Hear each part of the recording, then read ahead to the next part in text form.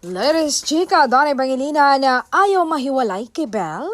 Tinanong kasi si aktor kung magsiselos ba siya kung may project si Belle with hot leading man sa showbiz. Say niya, ay wag muna daw. Sabi niya, wag muna po.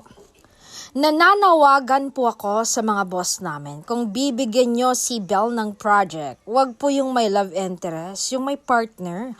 Wag po, hindi po ako handang makita siya ng may partner na iba. At isa pa, bata pa po siya. Ako lang muna po ang pwede.